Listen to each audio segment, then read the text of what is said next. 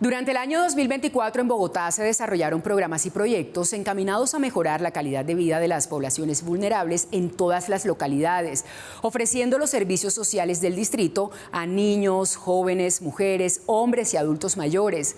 Hoy conoceremos el balance del trabajo liderado por la Secretaría de Integración Social, Yamit. Karen, para iniciar un nuevo año, usted y yo en nuestras familias, pues lo que hacemos es evaluar qué pasó el año anterior y eso es lo que hemos hecho con los diferentes funcionarios, los más altos funcionarios del gobierno distrital. Lo hicimos con el alcalde, con los concejales, con el director del IDU. Ahora veamos los temas sociales en una ciudad que tiene tantos desafíos. Quien se encarga de esos temas, entre otros, es el secretario de Integración Social, Roberto Angulo Salazar. Secretario, bienvenido. ¿Cómo le va? Muy buenas noches, Yamit, Kimberly, ¿cómo están? Muy bien, secretario. Gracias por aceptar nuestra invitación. Le invito, insisto, a que hagamos ese balance de 2024. Inicialmente, ¿cuál cree usted que fue su principal logro? Yo creo que tenemos bastantes avances.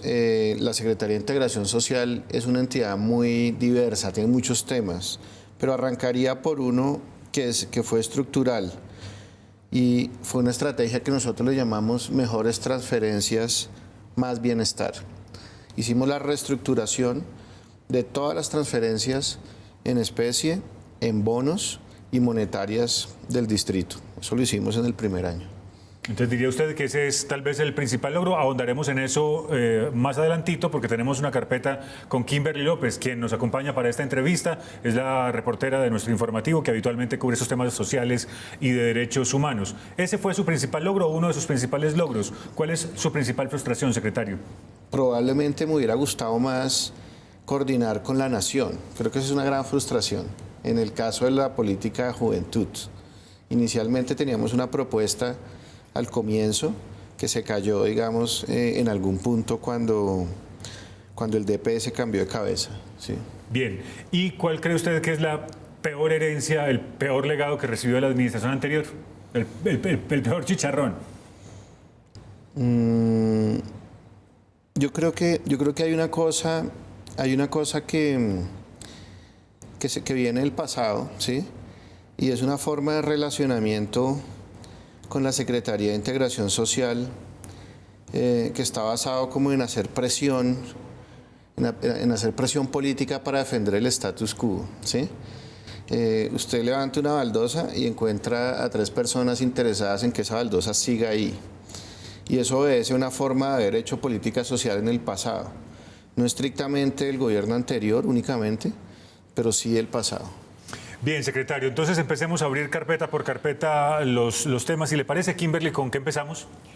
Vamos a empezar, Yamit, y saludando al secretario, con todo el tema de las comunidades indígenas, que ha sido bastante álgido para este año en Bogotá. Muchos asentamientos, muchos procesos de retorno. Todavía hay muchas comunidades, especialmente en Verá, que están en diferentes albergues, que están en las unidades de protección integral. ¿Cuál es el plan para atender a todas estas comunidades en este 2025? Sí, Kimberly, ahí debo decir que nosotros marcamos como un hito importante como gobierno distrital en este tema de las comunidades en Verá asentadas en Bogotá. Montamos un puesto de mando unificado interinstitucional en el Parque Nacional. El objetivo de este puesto de mando unificado fue activar todas las rutas que fueran necesarias para la protección de esta población, en particular de los niños, niñas y adolescentes, ¿sí? Esto nos permitió a nosotros establecer un nuevo relacionamiento con esta población que llevaba varios años en Bogotá, o que lleva varios años en Bogotá. Y también nos permitió a nosotros trabajar de manera integral. Entonces, por ejemplo, arrancamos a trabajar en el Parque Nacional, logramos activar todas las rutas de violencia en contexto familiar, todas las denuncias en fiscalía sobre explotación sexual y comercial, digamos, de niños, niñas y adolescentes. También temas relacionados con delitos, digamos, de externos sobre la comunidad, también con fiscalía y policía. Y eso nos permitió cambiar la dinámica, ¿cierto? Y acelerar de alguna manera el retorno en un relacionamiento muy estrecho con la nación. Entonces lo logramos. Esto fue una cosa coordinada por la Consejería de Paz y Reconciliación. Nosotros en Integración estrictamente nos encargamos de las rutas de niños, niñas y adolescentes y la Secretaría de Gobierno en el relacionamiento con los grupos étnicos. Y y logramos el retorno, ¿cierto? Junto con la nación. Además pusimos toda nuestra política social, lo hemos puesto, la estamos poniendo al servicio de esto. Por ejemplo, hicimos inclusión financiera a esta población y les hicimos transferencia monetaria para de esta forma estimular el retorno, condicionado al retorno a su municipio de origen. O por ejemplo trajimos a los niños a nuestros servicios del Centro Amar y los Jardines. Toda la ciudad se volcó, la política social de Bogotá se ha volcado sobre esta población. Ahora seguimos trabajando con Rioja y con la Florida. Y en esos dos casos, escúchame, secretario, ¿qué hace falta para que quienes están en La Rioja y la Florida retornen a sus lugares de origen?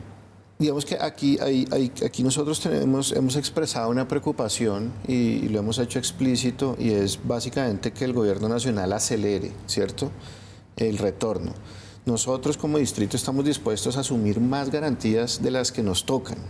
Estamos dispuestos, y lo hemos dicho a la nación, podemos cubrir más allá de lo que estamos obligados. Pero sin la colaboración del gobierno nacional para acelerar estos retornos no va a ser posible. Y le sumaría que nosotros tenemos un problema de hacinamiento en la infraestructura de La Rioja, ¿sí?, que nos preocupa muchísimo. Esta es una situación que nos pone en jaque, digamos, como Estado, como gobierno distrital, porque está muy lento el avance hacia el retorno, pero al mismo tiempo hay unas condiciones de hacinamiento y de riesgo de los niños, niñas y adolescentes que están ahí que nos preocupan mucho. Y además de esas condiciones de hacinamiento, pues se conoce también como de esos choques culturales, y ahora que usted nos cuenta que manejan todo lo relacionado con infancia y adolescencia, ¿cómo se maneja ese choque cultural de tener que acudir a esos casos que se han registrado de abuso sexual, de los castigos, menores que fueron sometidos al cepo, por ejemplo? Sí. ¿Cómo se maneja ese choque cultural? Sí, digamos que ahí hay un tema serio, ¿sí? Hay un punto que nunca hemos podido acordar con la comunidad embera en Bogotá, ni en el Parque Nacional, ni en la Florida, ni en La Rioja, y es el uso del cepo como un mecanismo de castigo para niños, niñas y adolescentes, ¿sí? En general, la postura del gobierno distrital es que ninguno de esos tres casos, ni Rioja, ni Parque Nacional, ni la Florida, constituye una jurisdicción indígena, ¿cierto? No puede constituir jurisdicción indígena. Y básicamente por dos razones. No hay un factor institucional que lo soporte. Aquí no hay una sola autoridad indígena legítima. Hay voceros de una comunidad embera. Eso es distinto, ¿sí? Mucha gente se equivoca cuando dice, no, los líderes, ¿sí? No son líderes legítimos, son voceros. Son voceros de una comunidad embera. Los líderes legítimos embera son otros. Con ellos hemos hablado en otros espacios y no... Ellos están cada uno dentro de su formalidad en sus territorios. Y dos, no se puede activar un factor territorial, porque el Parque Nacional es un bien público, o era un bien público en ese momento. La Rioja es una infraestructura de IDIPRON y la Florida también. Si esos dos factores no se pueden activar, no hay jurisdicción indígena y por consiguiente no deberían poder castigar a nadie con el cepo, ¿sí? Y mucho menos a niños, niñas y adolescentes. Eso zanjaría cualquier discusión, porque para eso está el artículo 44 de la Constitución. Entonces, esa discrepancia está, y cada vez que sucede, nosotros activamos una ruta de denuncia en Fiscalía, ¿sí?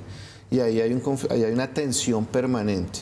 Lo que pasa en violencia en contexto familiar y en abuso sexual o presunto abuso sexual contra niños, niñas y adolescentes en esas infraestructuras, eso sí no constituye un choque cultural, ahí no hay una tensión interpretativa, ahí lo que hay son presuntos delitos, ¿cierto?, que se activan con una ruta de comisaría o una ruta de fiscalía según sea el caso.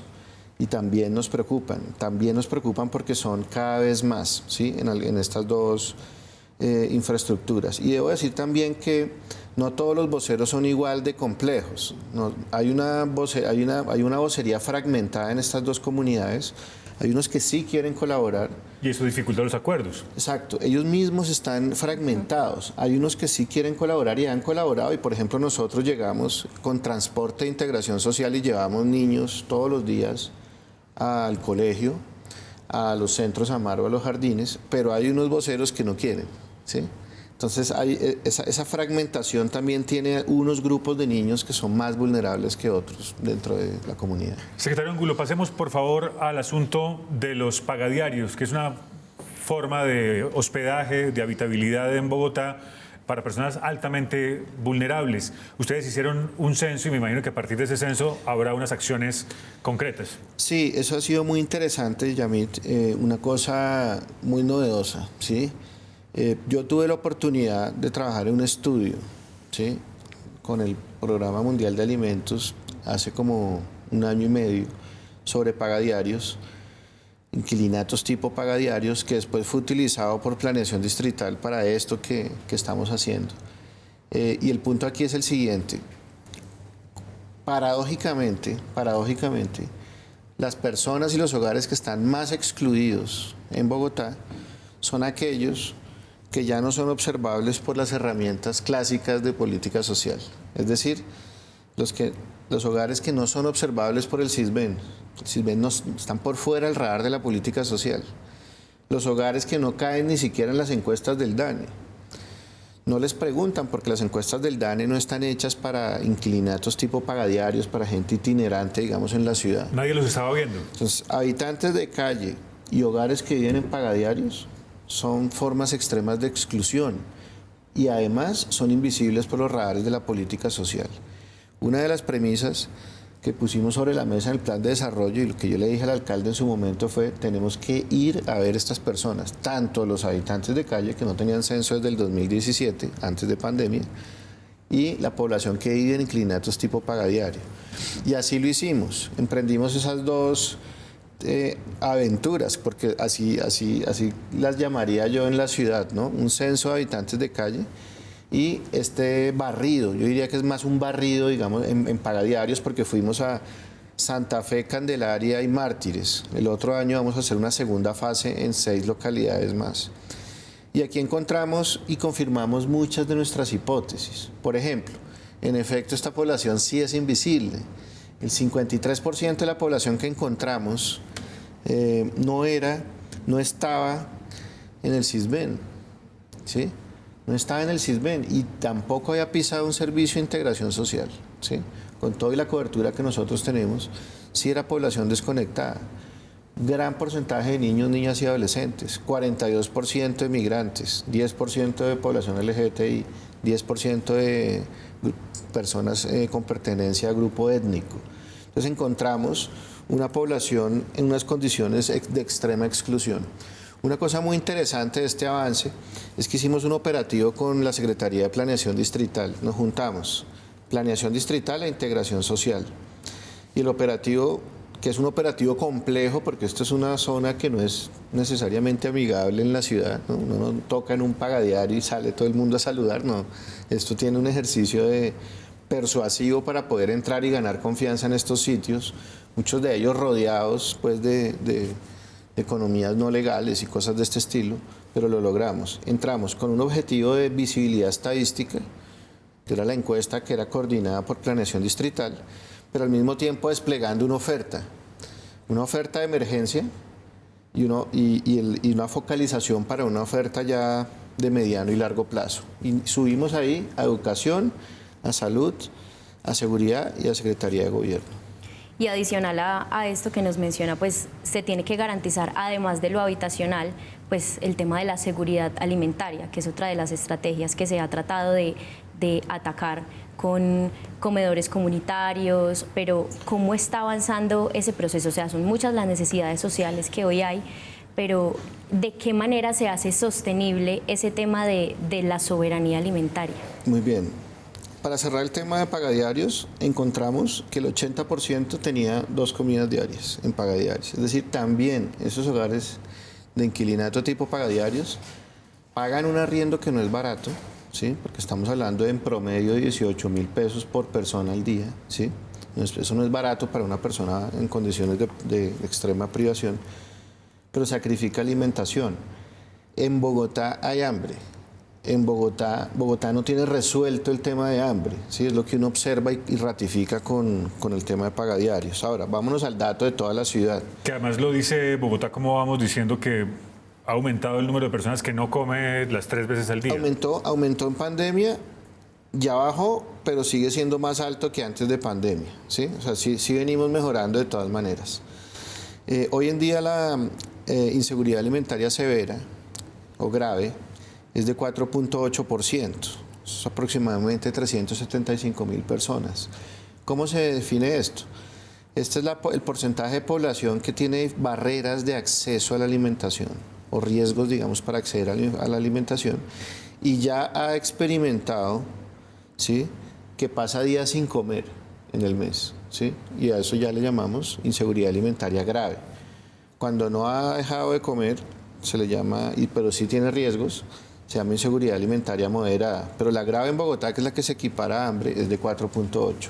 Esto se había triplicado en pandemia. En pandemia se triplicó la inseguridad alimentaria grave en Bogotá, que fue un tema muy complicado, porque en las grandes ciudades fueron las que más aumentaron hambre en pandemia. Barranquilla, Bogotá, Cali, ¿sí? Después empezó la recuperación, pero se recuperó más rápido el PIB que los datos de hambre. Los datos de hambre, la gente se desconecta socialmente, digamos. La desconexión de la crisis social es más fuerte y es más difícil de recuperar. Entonces hoy todavía estamos al doble de lo que estábamos antes de la pandemia y entonces nos sentamos con el alcalde en el plan de desarrollo y dijimos, ya pasó, digamos, la respuesta a la crisis social de la pandemia, que era en tiempo real, ¿sí?, de todo lo que se hizo con Bogotá Solidaria y todo esto. Nos toca desmontar una estrategia que ya ataque el problema estructural de lo que quedó, digamos, de ese rezago que quedó. Y de ahí es que sale entonces el Bogotá sin hambre reforzado. Ahí sale el Bogotá sin hambre 2.0 ya. Que tendrá más restaurantes escolares, más comedores comunitarios se llaman, sí, comedores comunitarios. Esos comedores comunitarios ya hay unos más funcionando, pero supongo que en este arranque de 2025 habrá nuevas opciones.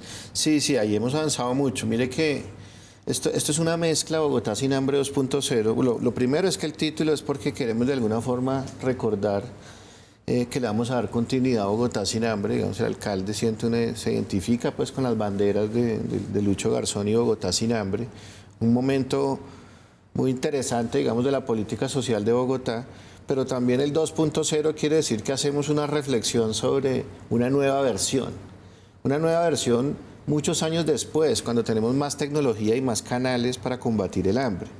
En este 2.0 vamos con comedores, vamos con transferencias monetarias. En ese entonces, cuando Lucho Garzón no había una masa crítica relevante de inclusión financiera ni de transferencia monetaria en Bogotá, y complementado también con bonos alimentarios, como el caso de los bonos para madres gestantes o los de personas con discapacidad. Eso desde el punto de vista de los servicios. Pero también hay una estrategia de Bogotá sin hambre en desarrollo económico para el tema de abastecimiento y una contribución de educación muy importante, supremamente relevante con lo del PAE. La suma de estas tres patas es lo que hace Bogotá sin hambre 2.0. En comedores, ¿qué vamos a hacer? Vamos a aumentar 50 comedores en todo el periodo de gobierno, ¿sí? Esta es una cosa interesante y yo mismo he transformado mi visión sobre la importancia de los comedores. Hasta no venir acá no empecé a convencerme de la relevancia del comedor. Yo debo decir que era más orientado a la transferencia monetaria, sobre todo cuando hay canales de mercado, pero uno se da cuenta que hay una población que se le dificulta convertir esa transferencia en alimentación, o porque es persona mayor, no tiene cocina, o no sabe cocinar, o no tiene el espacio o el conocimiento pues, para transformar eso en alimentación. Entonces hay un sustrato de la población que sí necesita el comedor. Además, la persona mayor vive en unas condiciones de aislamiento y soledad, y el comedor al mismo tiempo es un espacio de socialización que eleva las condiciones de vida. Entonces, ¿qué dijimos? Vamos a buscar la mejor localización de esos comedores, en complemento con la localización de donde están llegando las transferencias. Bueno, en el tema de primera infancia se han garantizado también unos accesos, sobre todo a esos servicios básicos de los que ya venimos hablando, y también acceso a educación. ¿Cómo está funcionando esa garantía del acceso a la primera infancia con los jardines infantiles, a través de los comedores también, ese servicio de educación que se le debe garantizar a esa primera infancia que está en unas condiciones de vulnerabilidad constante? Sí, yo diría que la lectura de la primera infancia en Bogotá va más allá de una discusión de reducción de pobreza, y que lo anterior que estábamos hablando era como la población extrema, ¿no? Exclusión extrema o con hambre. La primera infancia es uno de los objetivos como más de segunda y tercera generación de una gran ciudad, ¿cierto? Yo creo que así es como debemos ver el tema de Bogotá. Bogotá probablemente tiene la red de jardines infantiles, tanto públicos como privados, donde se presta atención integral a la primera infancia más importante de Colombia. Partamos de ahí, ¿sí? Es la más robusta de cualquier ciudad y por consiguiente la más robusta de Colombia. Entonces nosotros estamos montados en eso.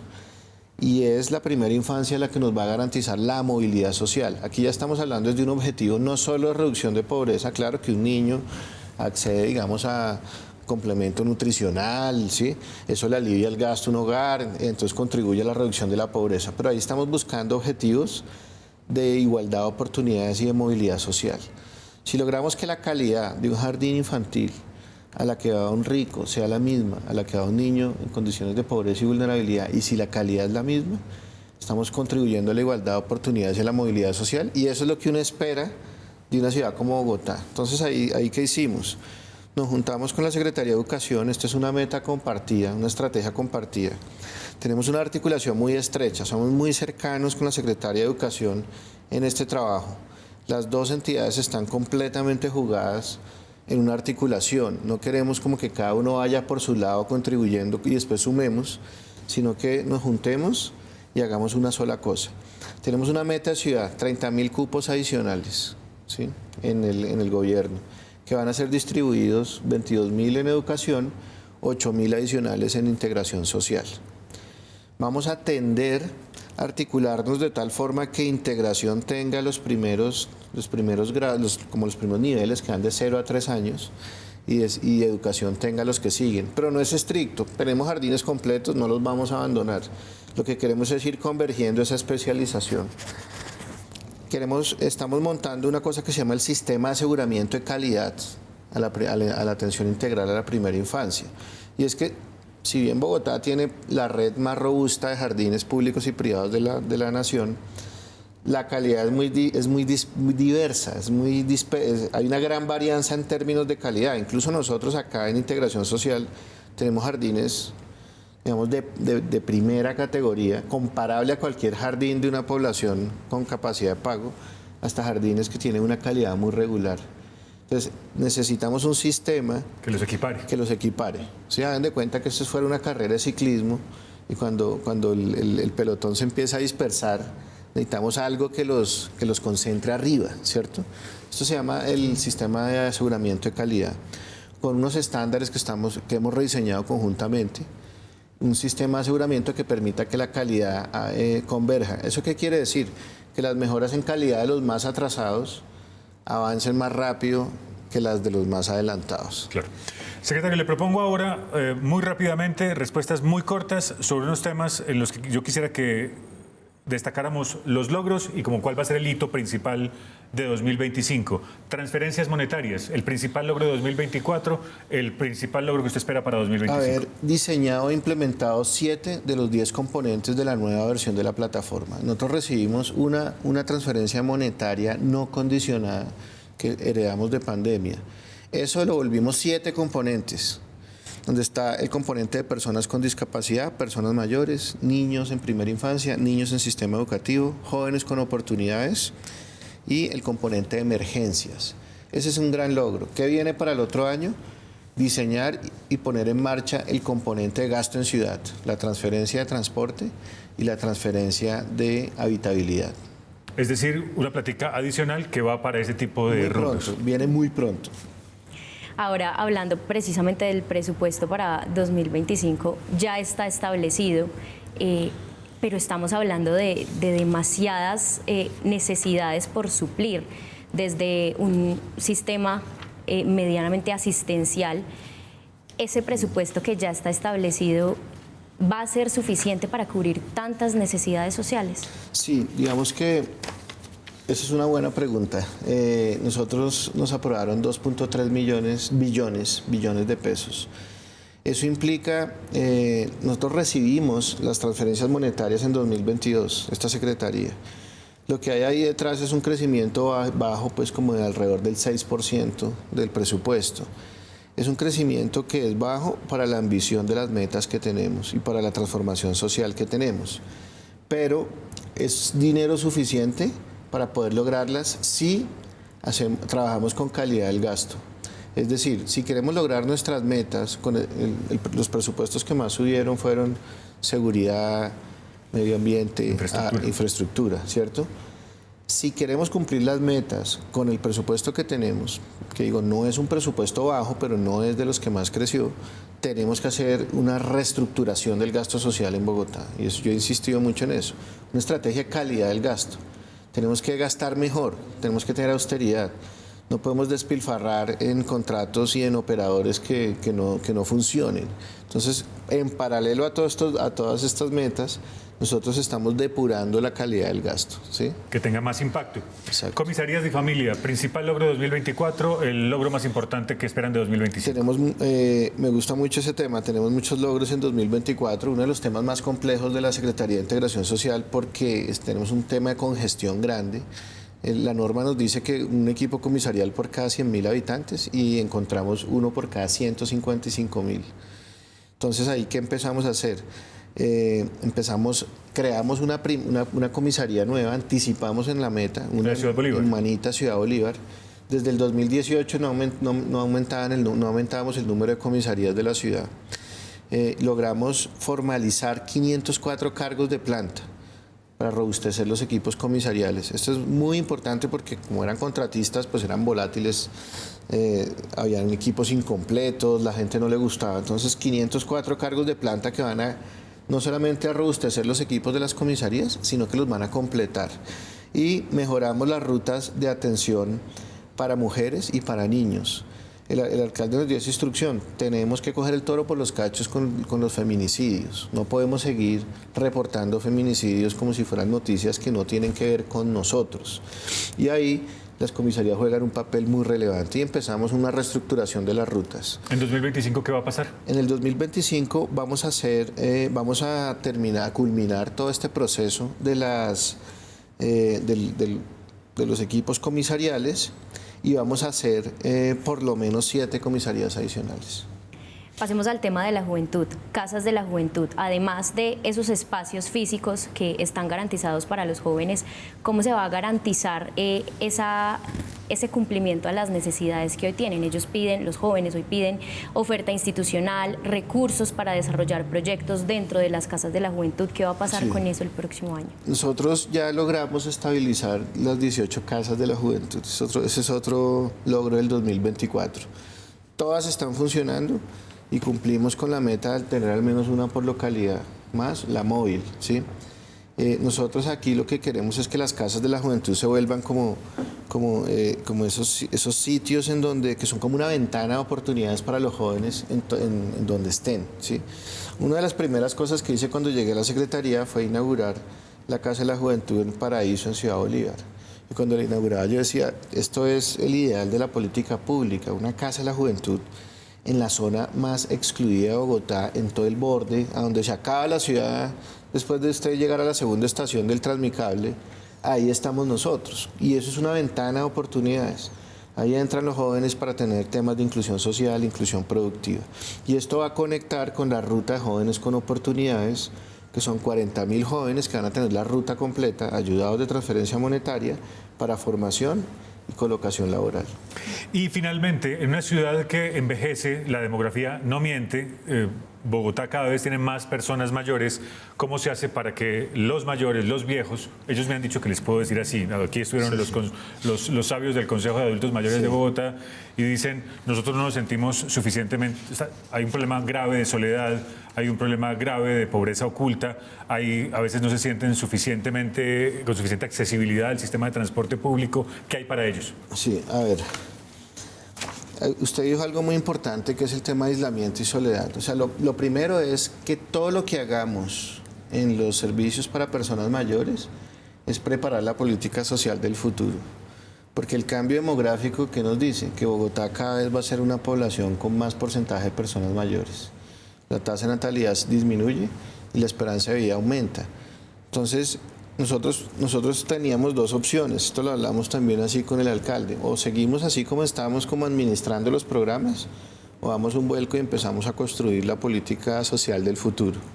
Eso fue lo que empezamos a hacer. Primero, tenemos un logro increíblemente bueno en el 2024 con las personas mayores. Pasamos el apoyo económico, que dependía de integración social, porque hay uno que es de la Secretaría de Gobierno que va a entrar el otro año. Pasamos de 38.000, un cupo de 38.000 personas a 75.000. O sea, duplicamos el apoyo económico. Y no solo eso, lo duplicamos en el marco de ingreso mínimo garantizado. Es decir, noten ustedes que ingreso mínimo garantizado también implica un esfuerzo en términos de brecha digital, porque es el uso de productos de pago digital y de inclusión financiera. Entonces ahí estamos nosotros mandando un mensaje y es, miren, las personas mayores no son reacias a la tecnología, eso no es verdad, ese es un prejuicio, ellos mismos aceptaron y ellos mismos se sientan a aprender.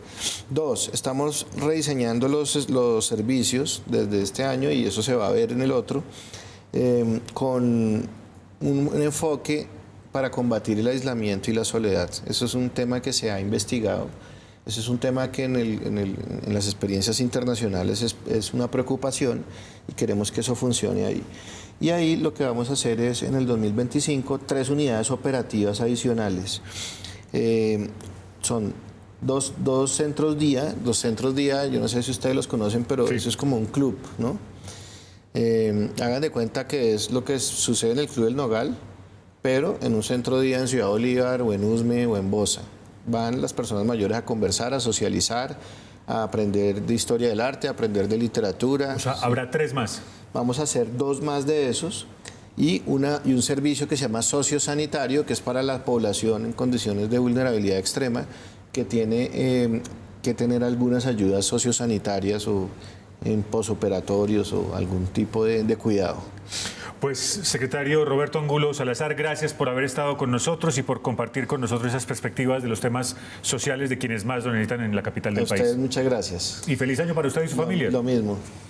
Gracias a Kimberly, gracias Karen por este acompañamiento en este nuevo año. Verán ustedes que las poblaciones más vulnerables, jóvenes, personas en habitabilidad de calle, indígenas, los adultos mayores, en fin, tienen aquí una oferta de servicios y nosotros durante este informativo en el 2025 haremos lo posible por acercar más esa información a quienes más lo necesitan, Karen.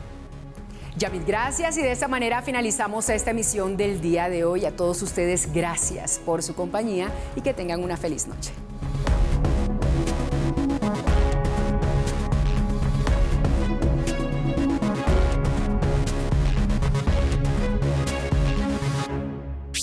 Este contenido es financiado con recursos del Fondo Único de TIC.